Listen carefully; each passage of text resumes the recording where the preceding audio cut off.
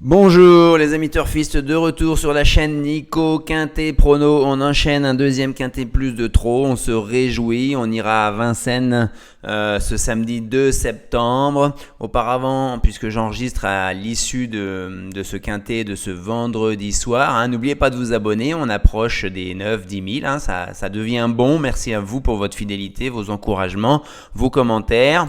Le débrief de ce soir.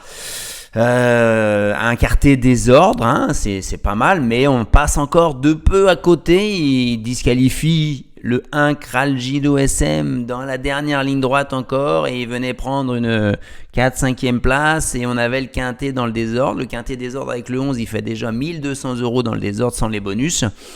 Il aurait peut-être fait 200-300 € de moins, mais c'est fort dommage, quoi. J'espère que vous avez pu profiter de cette vidéo, et puis on continue donc ce demain. Demain c'est une grande journée avec beaucoup de qualifications pour les critériums des 3 ans, 4 ans et 5 ans, des très très belles courses, mais ils nous sortent la pire des courses en support de Quintet Plus.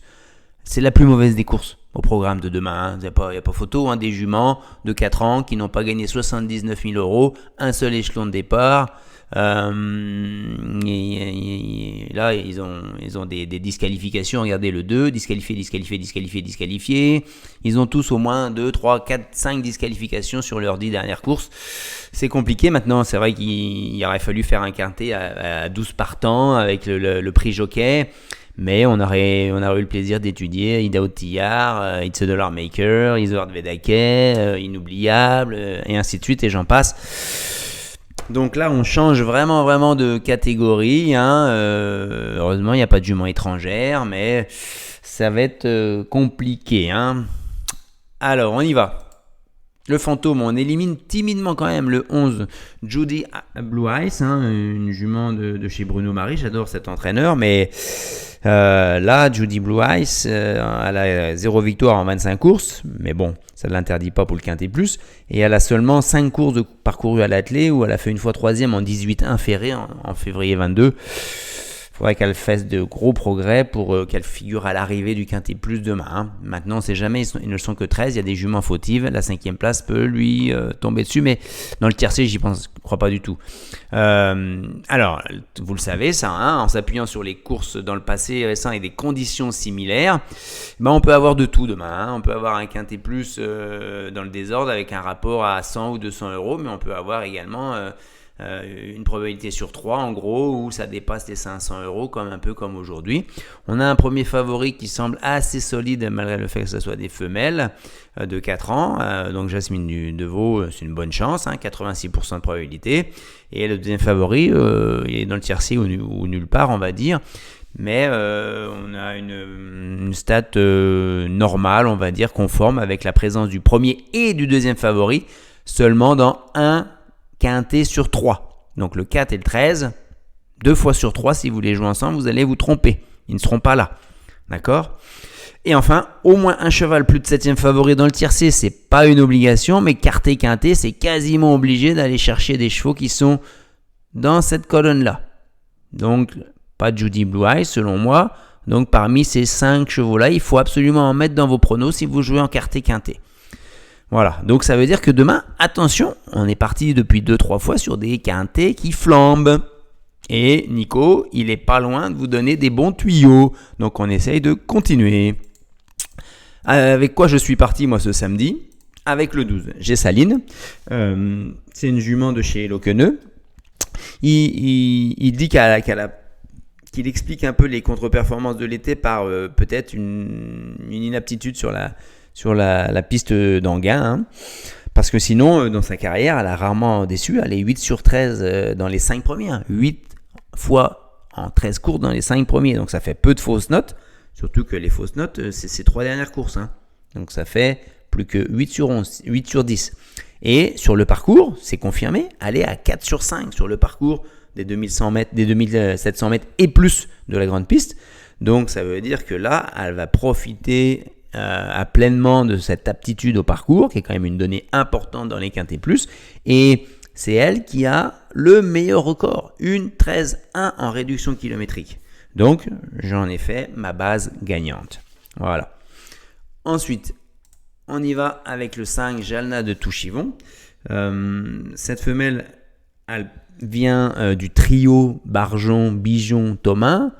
Donc c'est quand même un propriétaire, président du trot, un entraîneur qui tous les ans sort des très bonnes juments en ce moment dans les courses de jeunes chevaux, et David Thomas qu'on ne présente plus. Et vous savez que sur cette chaîne-là, David Thomas, je le joue très très souvent, pas les yeux fermés, pas à l'aveugle non plus, mais bon, cette jument, elle est à 7 sur 15 dans sa carrière, une fois sur deux dans les 5 premiers. Hein. Le parcours, il y a une très bonne aptitude avec 4 sur 6 sur les parcours de longue haleine de la grande piste, avec un record de 13,7 qui est issu de sa dernière course. Elle va être à l'aise sur ce parcours. Je l'ai mise haute peut-être, mais elle ne devrait pas sortir des 3 premières, 3-4 premières à mon avis. Hein. Ensuite, on enchaîne avec le 4, Jasmine Deveau, avec Raffin, qui n'a couru que 12 fois dans sa carrière pour 6 fois à l'arrivée dans les 5 premiers. Et avec Raffin, elle est invaincue, hein, elle a 2 courses de victoire, il espère conserver son invincibilité, il se met premier dans son pronostic. Hein.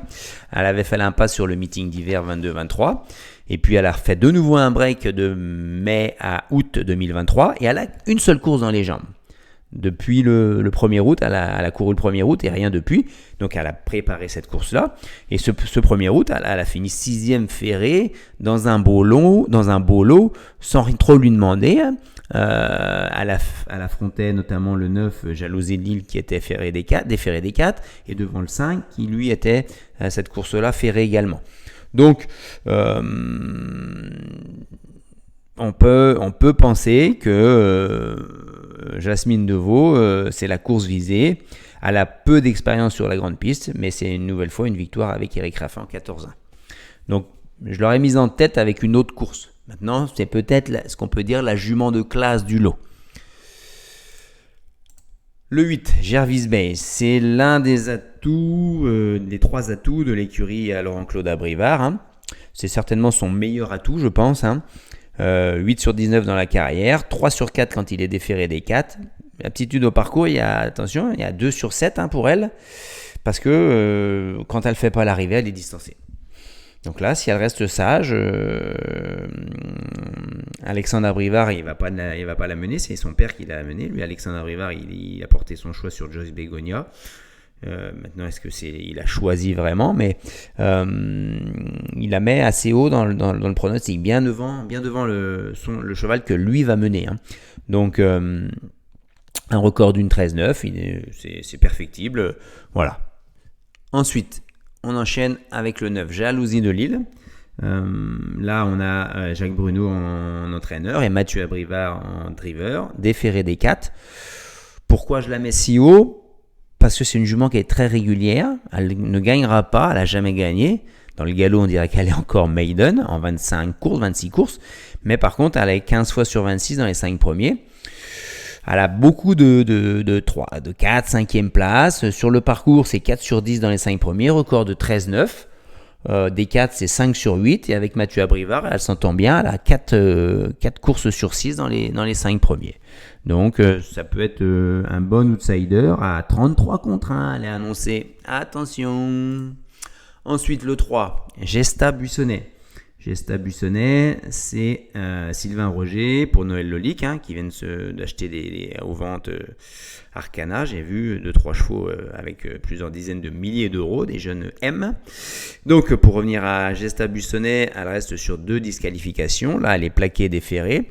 Elle a un peu de mal à retrouver son niveau de 2022-2023, hein, automne et hiver 2022 de ce meeting-là.